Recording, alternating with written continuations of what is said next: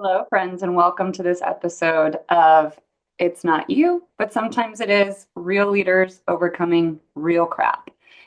This is a show where I interview really successful senior leaders, C-suite leaders to have real talk about adversity that they have overcome, the craziness of leading people and where it goes wrong, and the wisdom that they've gained from that.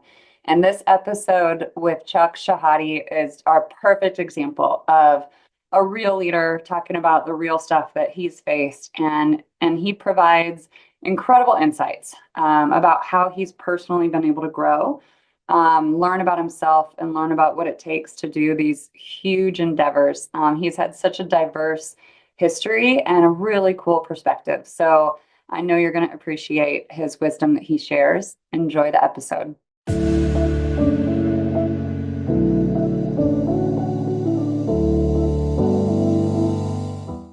All right. Well, Chuck, thank you again for taking the time to be here today. And you have such a thrilling, interesting, and diverse background. I think this is going to be a fun conversation. So thanks again for taking the time. You're welcome. So, my first question for you is we've all had taken these kind of weird paths to end up in a C-suite or senior leadership role. So, can you describe kind of the winding path that led to being in a C-suite position, and what are the attributes that you had that you feel like led to you achieving that? I would say my path specifically has been a unique one. Um, I have been across 5+ industries now in my journey to be the COO of my current company, Solugen. I originally started in manufacturing for Apple, then went over to procurement within Apple, then went over to procurement and started a procurement organization within Tesla back in 2013 when they were starting to ramp up post Model S launch. And then I had a complete shift into the clothing industry, working for Nike. Um, and then from there to the yoga industry again, which is I went from making clothing and shoes to making yoga mats and clothing for a privately owned private equity backed company where I came in and kind of used my procurement and operation skills to drive value from a company that was losing in $1 million in EBITDA a year to turn into break even within 9 months, and then growing it to another $1 million in positive cash flow within 12 months. Um, and then the pandemic hit and my career kind of took a transition to go into software at that point and lead the procurement organization at Zune and building their sourcing organization from scratch and their supply chain from scratch as the pandemic was starting to really take off and everybody moved to work from home. To the journey now where after 4 years of building that organization within Zoom and scaling it to a place where it's running efficiently, I found an opportunity of becoming the COO of a green tech company in the chemicals industry, which I wouldn't even know what a chemical manufacturing process was. I'm not a chemical engineer by training. I'm a mathematician and an economist. Um, to the point now where I'm learning something new, completely different outside of my wheelhouse, as in my career has kind of been up to that point. I've done anything from mechanical engineering through electrical engineering, and in my opportunity and value proposition to companies is like, I'll figure out what it is. Just give me your smartest engineers, and I'll be humble enough to ask the engineers and how I'm your 5-year-old child. Please explain to me like them and whiteboard this. Because that's how you like really can understand one, if engineers really understand the problems that they're trying to solve, if they can explain it and teach somebody else that has absolutely no technical background, Mhm. um, to add value to the organization. And then my role as COO is to clear those obstacles for them to be able to do their job more effectively.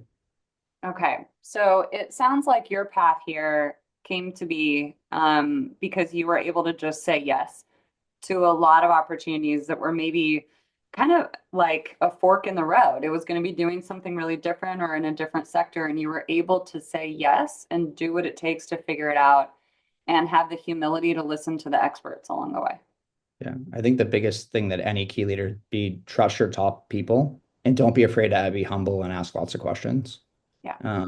Some conversations are uncomfortable, but I love the word why more than any other question. And and people, the worst answer I ever, the biggest failure that anybody can give me as an answer is like, this is the way we've always done it. Right. right? I'm like, well, obviously it's not working if you're consistently doing it this way. So how can we problem solve here together? Um, and I think I offer a unique perspective to people because I'm not an expert in that industry that they're Mhm. in, that they've been doing for 20 years.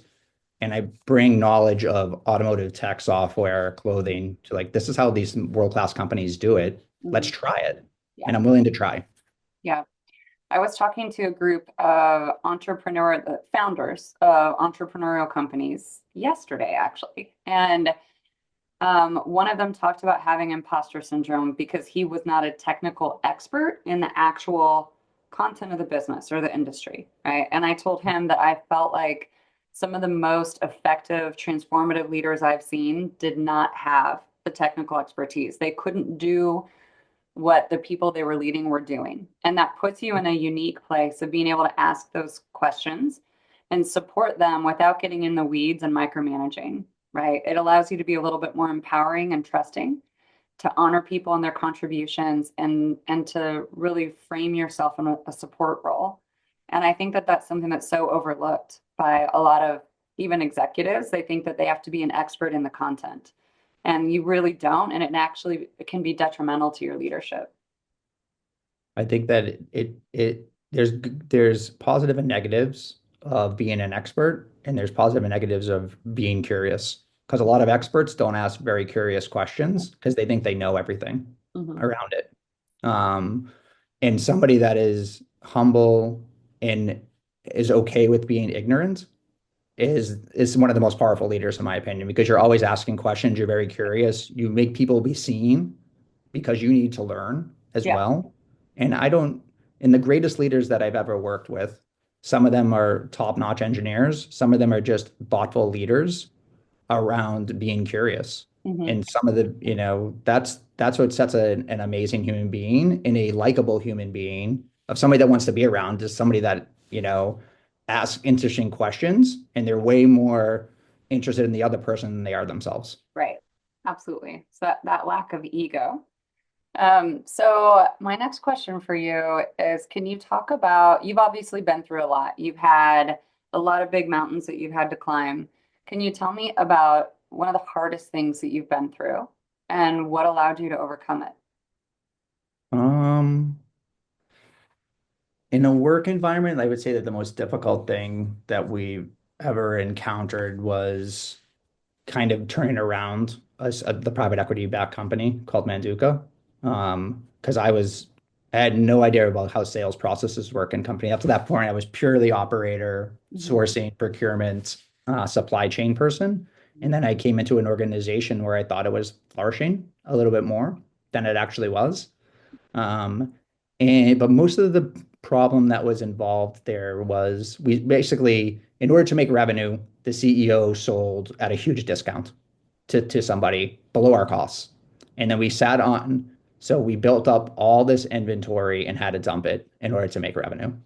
And then what they didn't realize is that from a beta point of view, that was not good for their balance sheet. To the point that we basically, if we weren't private equity based, we would have to declare bankruptcy and then go to Equity Corp to start over. But fortunately, we were private equity backed, and they were able to bring in some of their key partners from an operational point of view to kind of stop the bleeding and then restructure and reorganize the company around that. Um, and that was hard in a way because for me, it was the first time I've had like I was in charge of a layoff and a restructuring of a company. So from a person, and then, I'm a human being. I have feelings. It's really hard to have to tell somebody that their job is no longer available to them. I mean, they have a Hmm. family to feed. It's a really hard thing to do as a leader, but it taught me so much about empathizing with other human beings around like the decisions we make affect people's lives. And it didn't really hit me until I got to that company before because I was at companies that were thousands and tens of thousands of people. Yeah. And it's much different at a smaller company that the decisions that we make, you really see it when at a smaller company. And the same thing happened at my current role. When I came in, we had to restructure the entire company. We were losing millions of dollars, tens of millions of dollars a year to the point that we had to cut headcount, by 30% just to Hmm. keep the lights on. Yeah. Yeah.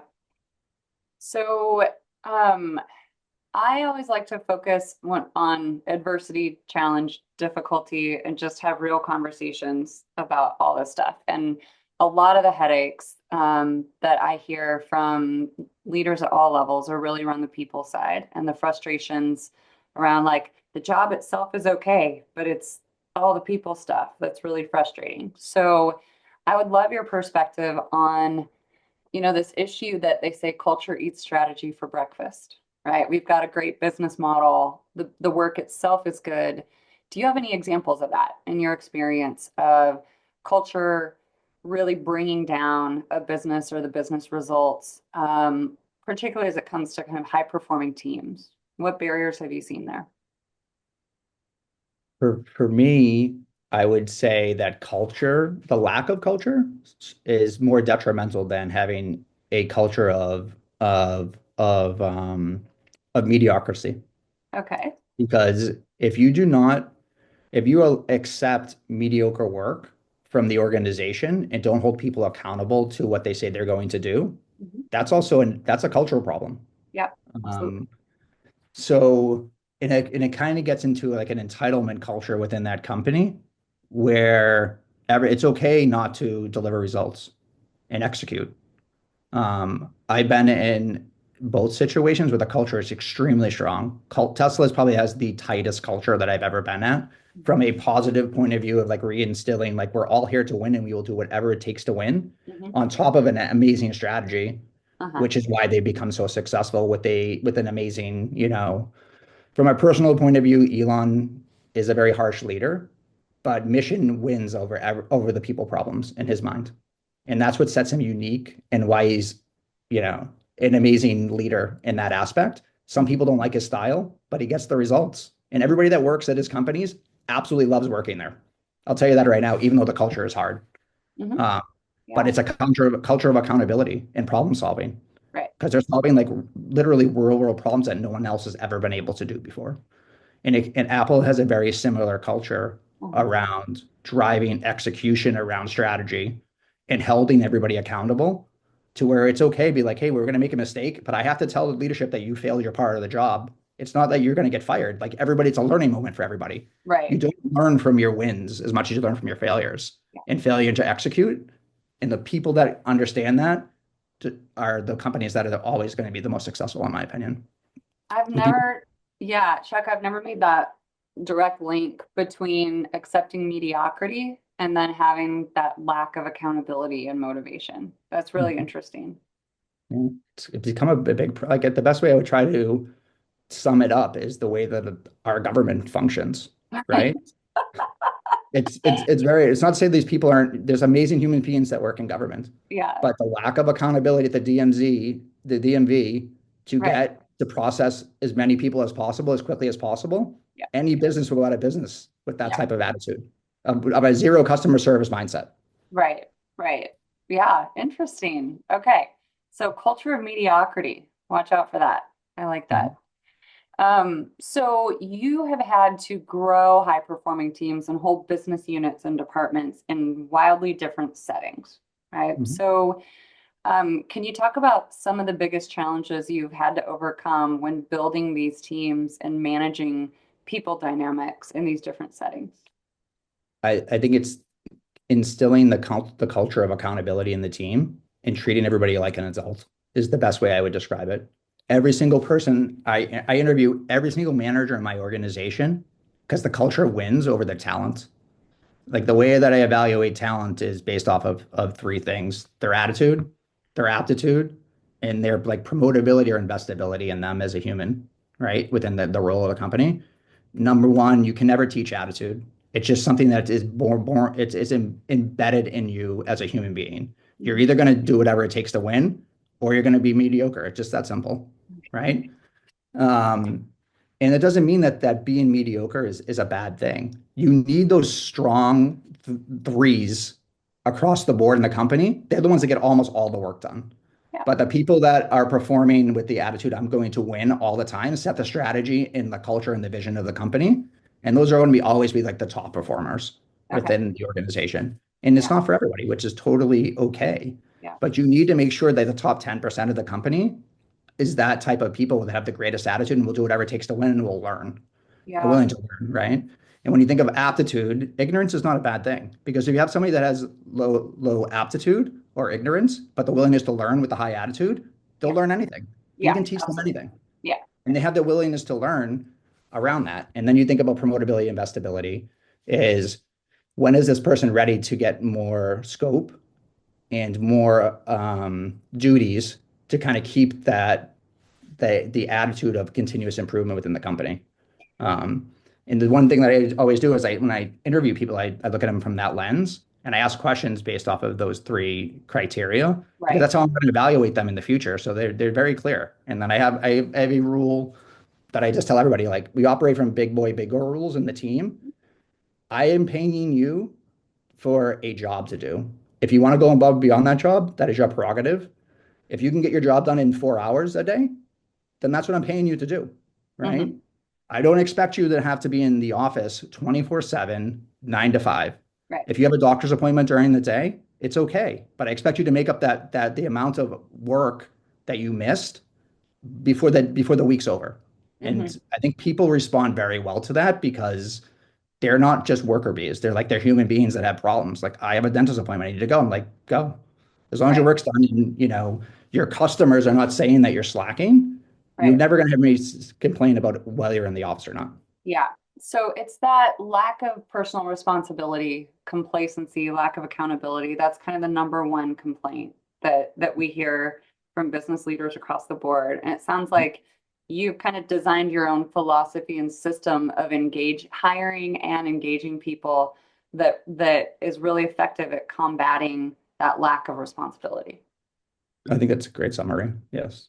And Chuck, it also makes me think about the quote. I don't know if you've heard this, but there's a quote that says, "I would rather go into battle against a bunch of lions being led by a sheep than against a bunch of sheep being led by a lion." So the company that has a lion leading a lot of sheep is much more likely to win. And you could have a whole ton of lions not in a senior leadership role being led by a sheep, and they're never going to take those risks, grow, innovate, and overcome. Mm-hmm. So I it's mean, I've it's kind of never an heard that quote interesting before. That's illustration. very Yeah. interesting. And how to contextualize that for me. Because you would always, it gets, it kind of brings back the old Japanese proverb where like, would you rather be a warrior in a garden or a gardener in a war? Right?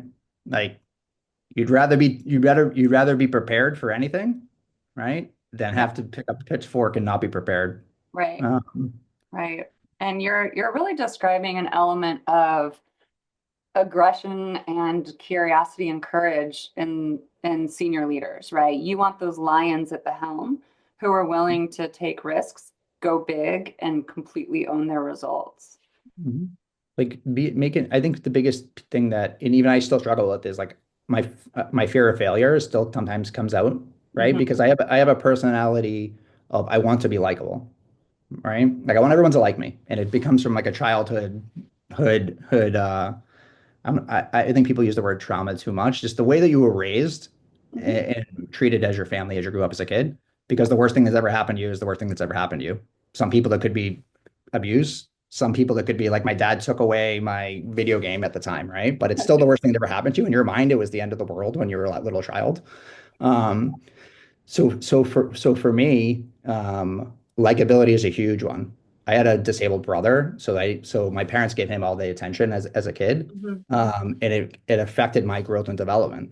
To Yeah. be very honest with you, that I struggled with until I was basically into my mid 40s, till I really came to grips with that. Because it was always an ego, selfish way that I looked at myself, that like I'm not important enough. So Right. for me, in order to feel important, I needed to be likable. Yeah. And your Um, coping mechanism, right, was yep, everything will be okay if everyone likes me. Then I'll be yes. able to get what I need, get what I want. We all make those subconscious choices when we're growing up, and then we have to face them, especially in these high stake leadership roles where we have to look at ourselves and these patterns that are holding us back. Right. Yeah. I think that, and so for me, how that manifested in my life was that I would lie on my personal life, and it was kind of semi-unethical in business, but like I walked the gray line a lot to the point where, but it held me back in my career. Like full authenticity is understanding and being humble enough to admit that you made a mistake. Mhm. And I would kind of not take full responsibility to it Yeah. until I lost one of my jobs because I wasn't fully authentic. The Hmm. leader saw right through me. And Hmm. it's just like the next day, it's like, you're just not going to work out here anymore. And it was like Wow. he instinctively felt the energy that I was putting off, that I was kind of full of it. Yeah. Um, Yeah. but it was the best thing that ever happened to me because it made me really like soul search and be like, what did I screw up here? And Yeah. I didn't even realize that I was being inauthentic Hmm. until years later. We're just like, yeah, you were kind of full of shit a lot, dude. And you would Yeah. basically just tell me whatever I wanted. If you told me if I said I liked green, you'd be like, oh, that's my favorite color too. So I did it to be likable. And Yeah. now to the point is I still grow to be authentic and become a better father, leader. Like I'm okay more and more every day. And I try to get 1% better. That if you don't like me, it's okay. Right. Because I think it's the best decision based on my experience. And I'm going to explain to you my thought process around this. And Hmm. if you don't agree, that's okay. But you can Yeah. convince me I'm wrong as well. But if you Yeah. can't, leadership is sometimes lonely and you need to make the Mhm. decision when no one else is willing to do it. And then from there, own that decision. Yeah. And if you make a mistake, understand that it's a learning experience. Every mistake you can learn from. And you will learn way more from the mistakes than you will from your wins. Absolutely. Absolutely. And that actually is a really good bridge to what I wanted to ask you about, just around there's a lot of those kinds of beliefs and hangups that you were describing that make us bad bosses, bad leaders. We're making bad choices. We're bad bosses. Like we've all been that bad boss in some way, in some situation. And it's usually those hangups and those things that we haven't really become aware of and dealt with. And um, I have kind of a philosophical question for you about bad leadership. So, what do you think makes a bad boss or a bad leader? And are they fixable?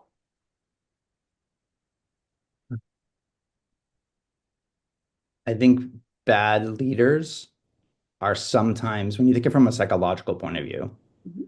bad leaders are sometimes the person um, that kind of like, I wouldn't say they got lucky, but they are feeding a negative energy to kind of like grow, right? And when you Okay. think of like negative energy from an anger point of view or from a word, I need to have this title to feel worthy, right? Hmm. And Yep. it's an internal desire. Um, but it's very ego driven from that aspect, when you think of it from a psychological point of view. And it's not wrong, but if you think of like people that are not emotionally mature as adults, and I was that person until I was 44 years old, I'll be very, very honest with you.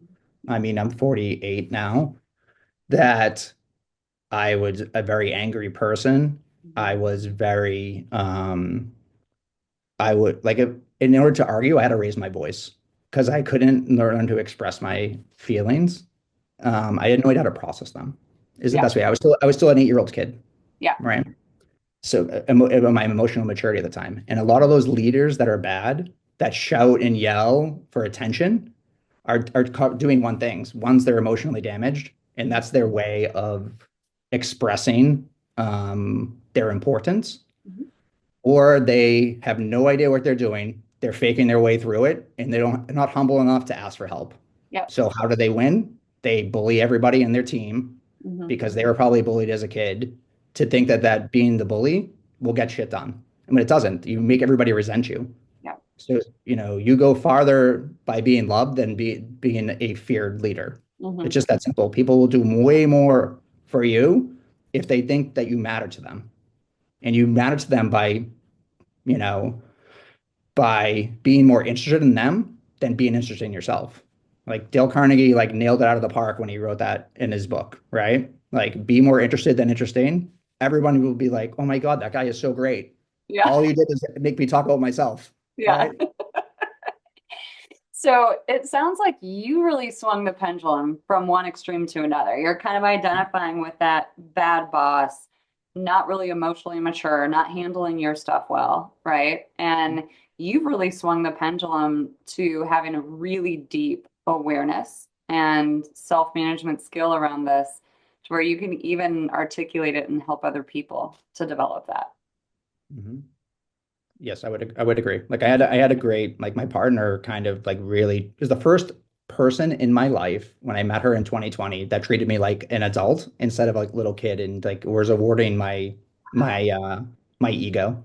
She sat me down and just is like, this is who you really are. Are you aware of that? And I'm just like, no, I'm Wow. not. No, I'm not. I remember we were in Hawaii on vacation driving to Mount Kilauea, like the volcano national park. And she's like, I want to be with somebody that's willing to grow and change. And I'm like, I'm 40. This is what, so this is 4 years. So I was like, I'm like, I'm a 42-year-old man or 44-year-old man. I was like, this is who I am. I'm never changing. I'm never growing. Like, this is who I am. Right. Looking back at that moron, now, as I tell her, we laugh about this all the time. I was like, I'm never changing. And like people that knew me then and know me now, and like, you're not the same person. You're completely a different person Absolutely. because she had the courage to sit me down and have a very difficult conversation. Yeah. Then that led to many detrimental things that I was still on a path. I didn't realize it at the time. It's still 2 years later is when I kind of like really Right. like made the switch mentally. Yeah. But it opened up the door to being like, yeah, maybe you are full of shit, dude, and you just didn't realize it. Yeah. Wow. So you are a walking case study of dramatic and fast transformation from being that person who was out of touch and unaware to Yeah. being deeply aware. And you've had to do a lot of work on that.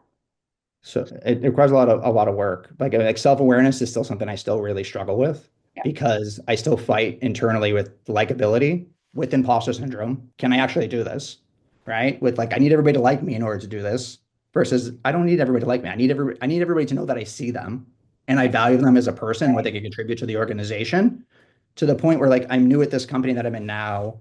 And I didn't really like build because I knew we were going to have to do a layoff immediately. I tried not to build too many personal relationships with people I knew that were going to be leaving. And it Mhm. kind of like burned me for the first Yeah. like couple of months in the company. It's like Right. this guy's a robot. All he cares about is reducing people to the point now after we were a month post RIP, like the culture has completely changed for the better because we drove a culture of accountability and you can change the culture within a quarter. It's Absolutely. 100% like this Yeah. is I hold myself to high standards. You are allowed to tell me if I am failing, Yeah. right? And being like any individual of an operator of the plan being like, hey, you said you're going to do this and you didn't do this. And be Mhm. like, you're right. Like, let's solve this problem that I basically did not do what I said I was going to do. To now where I do a twice a week when I'm on site, like I do lunch with three people in the entire organization to get to know them and be like, hey, I'm a human too. Just like I had to make some really tough decisions. And for my own personal um my personal like mental health, like it's really hard for me to like make some of these decisions, but this is the reason why I was kind of like a little impersonal while I was onboarding. And I Good. think it's really responded, people have really responded to it well Yeah. because I don't talk business. I just talk about like your family and life and like this is my journey. And I'm just here to help. Like, what can I do to help you and clear obstacles to make you a better father, a better leader, a better daughter, a better son, like whatever it necessarily needs to be Hmm. that like I'm here to like win. And I can't win if people don't believe that I'm just like them. I just have a different title. Yeah. It sounds like you went from wrapped up in this ball of ego to coming out of that and being able to be a really authentic leader.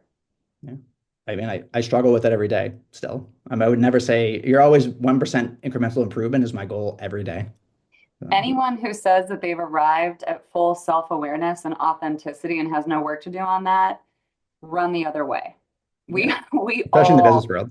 Like there's probably human yeah, beings that are out there, Buddhist monks, right? People that meditate yeah, in ashrams, like no doubt. I'm sure that they have hit this entire state of enlightenment. Like they're trying to be the Buddha, the best Buddha they can be, right? yeah. The But rest of us who are not in the temple and who are yeah, in the pits, right? Like we've got to be working on it constantly. exactly. And while balancing that with family, work, life, sleep, right?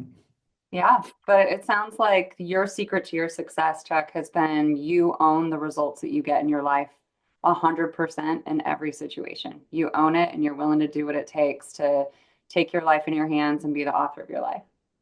Yeah. I mean, I try to be a better person every day. And for everybody, that's different, right?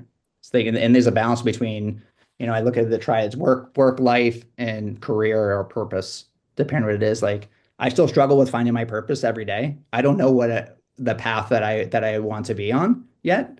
Um, and like, if you think of like, I want to live to be 100 years old, like my life isn't even halfway over. I'm 48 years old, Right. right? Like, I want to make sure that I take care of my physical body now and my mental health now, so that when I am 90, I'm still like able to do the things I want to do and travel.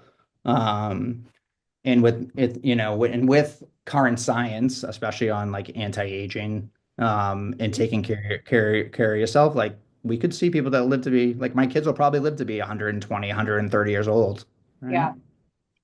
Yeah. Well, thank you again for sharing all this experience and the wisdom you've gained from it. This has been a lot of fun. Thank you. Thank you, Mike.